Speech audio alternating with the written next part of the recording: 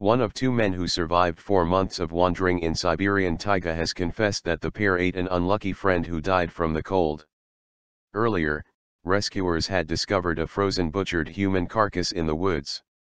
Alexander Abdulayev is one of two people discovered by an emergency service helicopter patrol on November 28 in Russia's Yakutia Republic. Abdulayev, Alexei Garulenko, and two other men drove to a remote Siberian river in August, during the warm season, but had to return on foot across the now snow-covered forests. The two survivors had marched some 100 kilometers by the time they were rescued.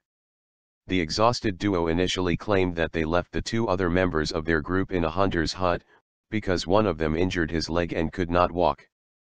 But later, rescuers in taiga sweeping their path stumbled upon human remains that had the marks of being cut into pieces with an axe. Most of the soft tissue was missing, and there were no claw or tooth marks, which would have indicated an attack by animal predators. Confronted with the evidence, Abdulayev said he and Garulenko had to resort to cannibalism, but insisted their friend died from exposure to cold, local news site Saka Press reported, citing a police source.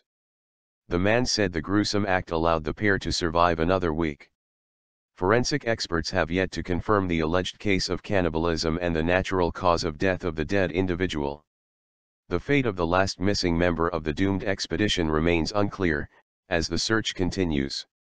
The story remains a murky one, with much speculation about the original goal of the trip and the chain of events that lead to its downfall. The four men went to the Sudom River near the town of Dipkin for what was meant to be a fishing trip for several weeks, their relatives told the media. In late September, their car was lost in a river, along with all their supplies, the survivors said. In mid-October, the concerned families tried to organize a search with the help of their friends, but were reluctant to involve official agencies. It was not until mid-November that Abdulayev's sister called the local emergency services, Komsomolskaya Pravda newspaper reported. It took a week of aerial reconnaissance to find the two survivors. Rescue squad head Leonid Levandovsky told the newspaper that the men had acted strangely for people who faced a lethal threat. In early October, daytime temperatures fell below freezing, making survival in the forest much more difficult. Yet the men lingered around their river camp for 3 more weeks, taking supplies from several nearby hunter huts and apparently searching for something. The newspaper suggests that the fishing trip was a cover for illegal gold panning. One of the men is a professional prospector, and the company for which he used to work eyed the Sudoma River area for potential placer gold prospecting.